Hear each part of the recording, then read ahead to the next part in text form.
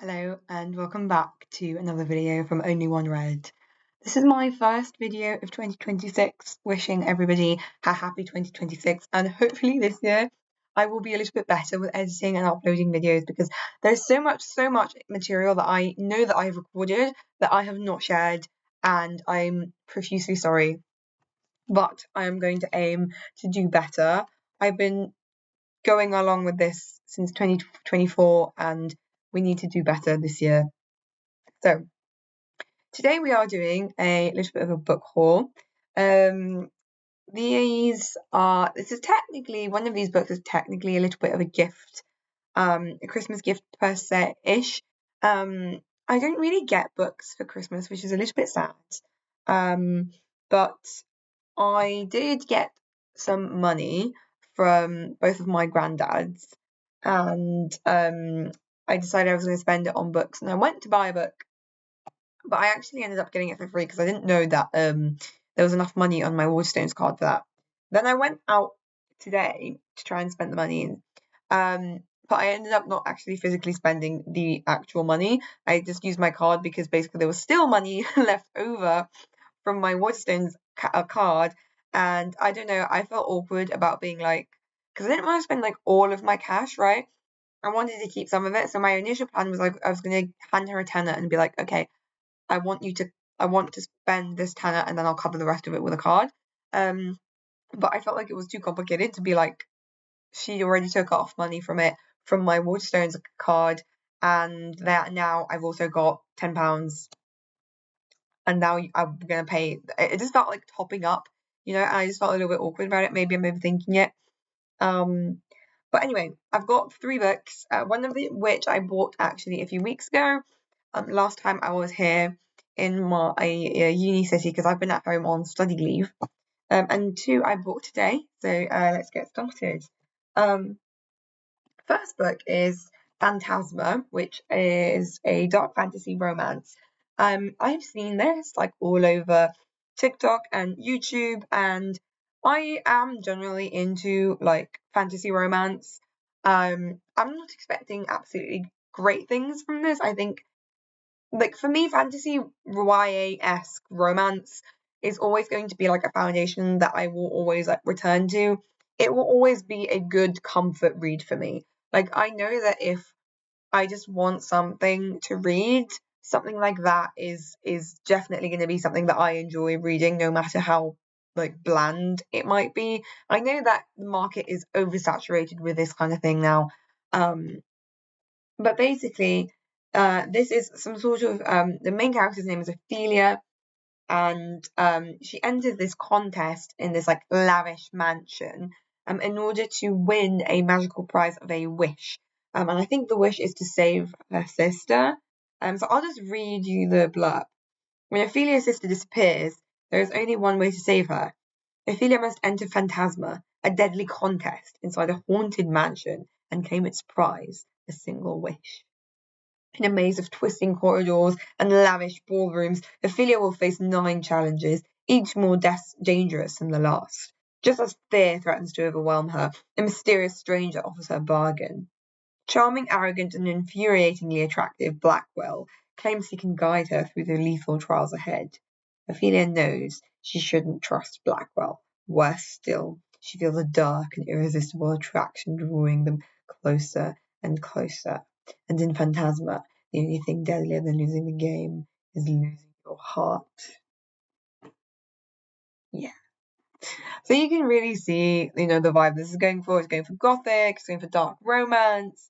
It does feel very YA. I don't know if this actually is YA, but the setup feels very YA. A lot of the time I read books for vibes, and I like the aesthetic of the lavish ballrooms and the mansion, etc., etc. So I feel like if this is decently written, it will be an enjoyable read. So yeah, I'm looking forward to it. In a very similar vein, I got this, which I actually hadn't heard of before, but I got it because it was on sale on, well, I was going to say Smith's, but I suppose it's TJ Jones now, for £8, as you can see on there, sticker, sorry, I didn't remove it. I went into WH Smith looking for something else, and inevitably I got drawn into the books. But I only looked and considered at the ones that were on sale. Okay, don't worry too much. So this is, again, it's fantasy romance. It's basically a very kind of I want to say Bridgerton-esque, but that's not the right word for it. It's debutante seasons, and also Faye. I think that she's being pursued by a Fae prince. I will just read you. It's kind of like an alternate version of the 1800s. Um, the season is officially open. High society girls line up to exchange magical bargains with the immortal Queen Morian.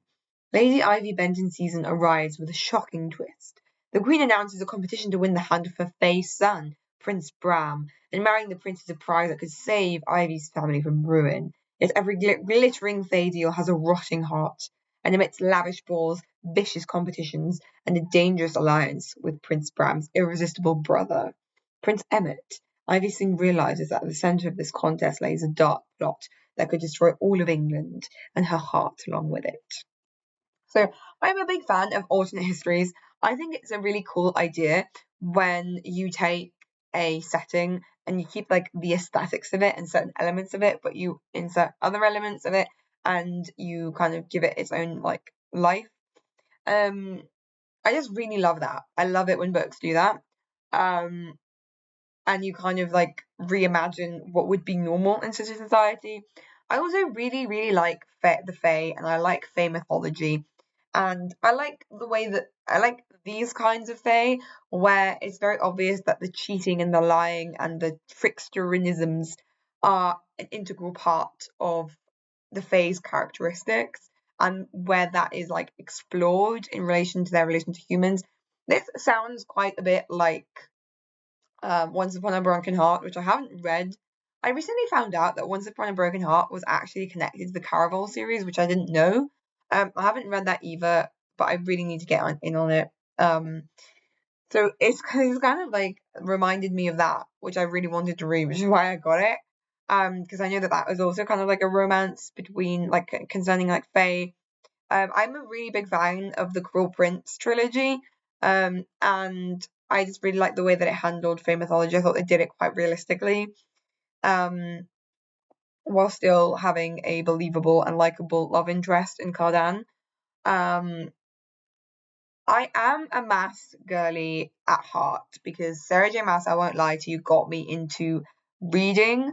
Um, got me into reading like novels more regularly. I was a little bit of a nerd and a little bit of a reader from a young age, but I read ACOTAR when I was 13 and it kind of plunged me into the world of reading novels continuously. And now I read pretty much everything. Um, I do like the Sarah J. Maas verse, but her portrayal of Fae is really nothing to do with like the Fae mythology. I honestly think that she should have just called them elves because that's what they are. They are elves with like superpowers. I think that her Fae are more similar to like the generic like elf that has taken over kind of high fantasy in the West.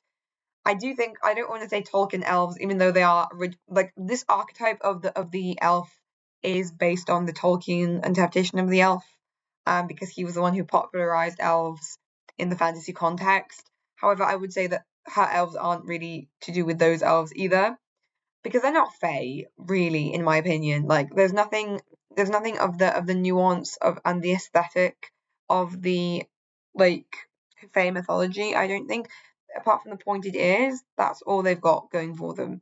Um, so I don't really consider her books to be Fae books. I think that this sounds more like a Fae book than Sarah J. Maas's books. So I just wanted to say that. And this is not a critique of Sarah J. Maas. I do like her books, but I just want to say that her Fae vibe is not the vibe that I don't consider that the Fae vibe. Like, I think that's Fae appropriation a little bit. I'm not gonna lie to you.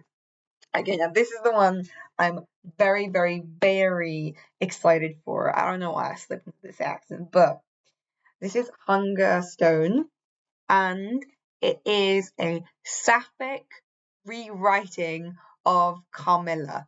If you don't know what Carmilla is, it is one of the original vampire novels to come out pre-Dracula. This was like one of the first books. I haven't read it, unfortunately, but I do know that Carmilla is the vampire, and I think that there is quite a lot of sapphic undertones in the original book as well. So I'm so happy that somebody actually took it upon themselves in this kind of new age of constant like rewritings and reimaginings. I'm so happy that somebody was like, yes, we need a sapphic, explicitly sapphic version of Carmilla. So I'm going to read it for you. Lenore is the wife of steel magnate Henry, but 10 years into their marriage, the relationship soured. Then, a shocking carriage accident brings the mysterious Carmilla into Lenore's life. Carmilla, who is weak and pale during the day, but vibrant at night. Carmilla, who stirs up something deep within Lenore, and before long, girls from the local villages fall sick, consumed by terrible hunger. Set against the violent wilderness of the Peak District, Hungerstone is a compulsive sapphic reworking of Carmilla. And I just think I don't even have anything to say. This was like I needed a quick decision today when I walked into Waterstones. And I was like, I want a book. I went into Waterstones and I was like, I want to get a paperback because I don't want to spend too much money. And I saw this, and I was intrigued. And I looked at the back of it and it was like sapphic reworking of Carmilla. I was like, yeah, this is the one. The one for me. I don't regret it one bit. So yeah. Alright. That's everything I've got to say. I will say one quick other thing is, yeah, I like the fact that she's also preying on girls, because I think that vampirism is in and of itself a metaphor for sexuality and for female sexuality and empowerment in uh, specifically. I really do think so. So I really like the fact that the choice of victim as well seems to reflect her sexuality. So yes, I approve of this. I love it. I'm really feeling like a vampire resurgence. I was never into like vampire novels was that when I was younger. I know that like before the dystopian wave, I was more there for the dystopian wave, even though I wasn't really that into reading then, because I there was a dystopian wave in like the early 2010s, but I didn't really start reading until like 2015, 2016, because in 2010 I was 8. But in 2015 I was 13, and that's when I read ACOTAR and I kind of went down another rabbit hole. I was more on the fantasy pipeline, which I think took off then. It was ACOTAR, Throne of Glass, the Lunar Chronicles. I suppose Lunar Chronicles is kind of like sci-fi. Um, that's what I was reading, even though those are older books. I know that prior to this, the kind of wave was the dystopian with Allegiant and Hunger Games. I did read Hunger Games, but I feel like I read it like after its peak. And then I know before then it was the paranormal romances were like everywhere. It was post Twilight, Fallen, Beautiful Creatures, whatever, everything. Um, Ironically, my mum was really into the paranormal romance because I remember I used to see like all of her books scattered everywhere. Which anyway, I never really went through like a vampire phase when I was younger, but I'm really feeling vampires these days. Like I really want to read a good vampire novel. Like I'm craving a vampire novel. I'm thinking about vampires like all the time. If you can see me staring into the abyss, I'm thinking about vampires. Right. Toodaloo. See you next time on Only One Red. Bye.